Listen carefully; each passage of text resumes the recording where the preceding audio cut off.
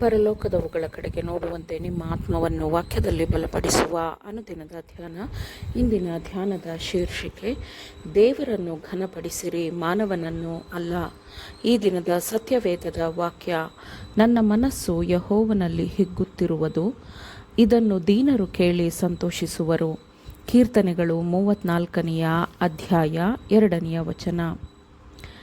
ಕೆಲಸವು ತುಂಬ ಕಷ್ಟಕರವಾಗಿದ್ದ ಸಮಯದಲ್ಲಿ ಕೆಲಸದಲ್ಲಿ ಸಹಾಯ ಮಾಡಿದ ಒಬ್ಬರಿಗೆ ನಾನು ಕೆಲವು ಉತ್ತೇಜನದ ಮಾತುಗಳನ್ನು ಬರೆಯಲು ನನ್ನ ಕೈಯನ್ನು ಒಂದು ಹಾಳೆಯ ಮೇಲೆ ಇಟ್ಟೆನು.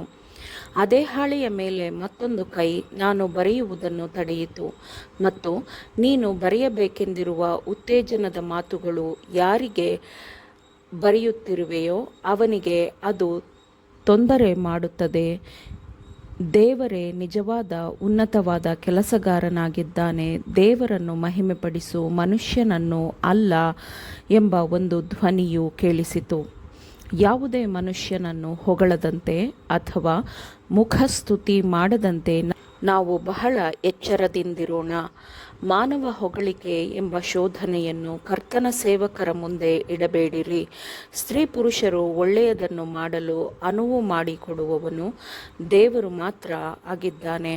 ಪ್ರತಿಯೊಬ್ಬ ಕೆಲಸಗಾರನ ಹಿಂದೆಯೂ ದೇವರಿದ್ದಾನೆ. ಅವನ ಶಕ್ತಿ ಇಲ್ಲದೆ ಮನುಷ್ಯರು ಅಸಹಾಯಕರಾಗಿದ್ದಾರೆ.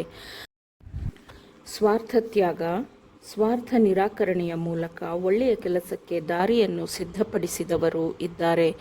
ಆದರೆ ಆ ಕೆಲಸವು ಒಂದು ನಿರ್ದಿಷ್ಟವಾದ ಪ್ರಗತಿಯ ಹಂತವನ್ನು ತಲುಪಿದಾಗ ಆ ಕೆಲಸವನ್ನು ಯಶಸ್ವಿಯಾಗಿ ಮುಂದಕ್ಕೆ ಸಾಗಿಸಲು ಅವರಿಗೆ ಬೇಕಾಗಿರುವ ಸಾಮರ್ಥ್ಯಗಳಿರುವುದಿಲ್ಲ. ಸಹೋದರರಾದ ಎಸ್ರವರು ದೇವರಿಂದ ಬಹಳವಾಗಿ ಆಶೀರ್ವದಿಸಲ್ಪಟ್ಟವರಾಗಿದ್ದು, ಹೆಚ್ ಎಂಬ ಸ್ಥಳದಲ್ಲಿ ಒಂದು ಕೆಲಸವನ್ನು ಪ್ರಾರಂಭಿಸಲು ಕರ್ತನು ಅವನನ್ನು ಬಳಸಿಕೊಂಡನು. ಈ ಕಾರಣದಿಂದ ತಾನು ಶಾಲೆಯನ್ನು ಉನ್ನತ ಸ್ಥಾನಕ್ಕೆ ತೆಗೆದುಕೊಂಡು ಹೋಗಬಹುದು ಎಂದು ಅವನು ಭಾವಿಸಬಾರದು.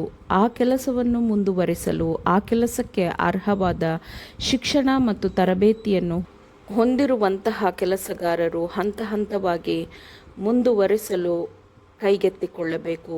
ಆದರೆ ದೇವರು ಸ್ವಾರ್ಥತ್ಯಾಗ ಮತ್ತು ಸ್ವಾರ್ಥ ನಿರಾಕರಣೆಯಿಂದ ಕೆಲಸವನ್ನು ಪ್ರಾರಂಭಿಸಿದವರನ್ನು ಕಡಿಮೆಯವರು ಎಂದು ಭಾವಿಸುವುದಿಲ್ಲ. ದೇವರ ಕೆಲಸಗಾರರು ತಾವು ತುಂಬಬಹುದಾದ ಕೆಲಸಕ್ಕೆ ತಾವೇ ತೀರ್ಮಾನ ತೆಗೆದುಕೊಳ್ಳುವವರು ಎಂದು ಭಾವಿಸಬಾರದು.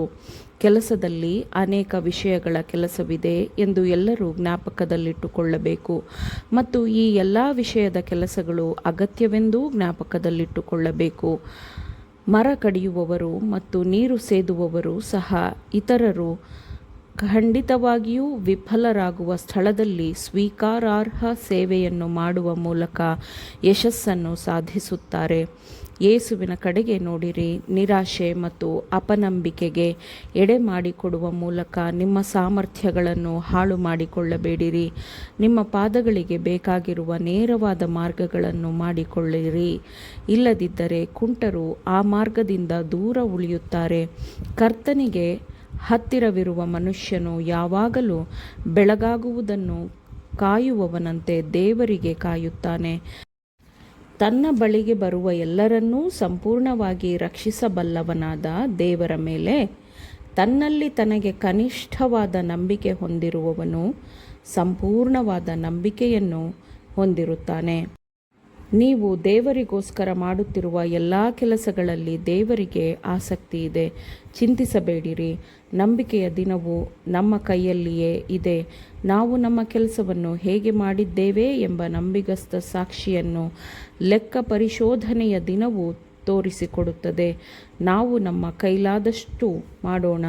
ಕರ್ತನು ನಮ್ಮೊಂದಿಗಿದ್ದರೆ ನಾವು ಏಳಿಗೆ ಹೊಂದುತ್ತೇವೆ. ಆಮೇನ್.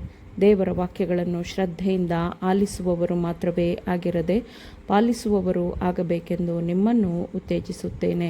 ಪರಿಶುದ್ಧಾತ್ಮನ ಸಹಾಯದಿಂದ ಆಲಿಸಿದ ನಿಮ್ಮೆಲ್ಲರಿಗೂ ಧನ್ಯವಾದಗಳು.